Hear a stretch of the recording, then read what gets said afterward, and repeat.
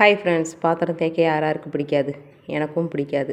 ஆனால் சிங்க்லேயே பாத்திரம் இருந்ததுன்னா அது நல்லதில்லை. அதனால தேய்ச்சி கழுவி வச்சிடலாம். சமையலில் நான் பண்ண ஆர்வக்கோளாறு அதை பற்றி தான் உங்கள்கிட்ட சொல்ல போகிறேன். ஒரு 2009 2010 இருக்கும், தீபாவளி டைம். குலோப் ஜாமுன் ஒன்று வாங்கினா ஒன்று ஃப்ரீ.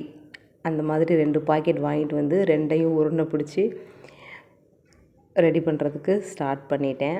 எங்கள் அம்மா சொல்லிச்சு அப்போவே, ஒரு பாக்கெட் மட்டும் செய்யுமா, 2ஐயும் செய்யாத, ஒழுங்காக வராது அப்படின்னு.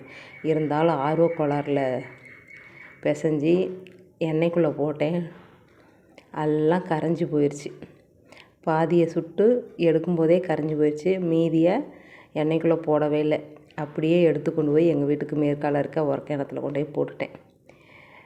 எல்லாம் ஒரே சிரித்து அவமானமாக போச்சு.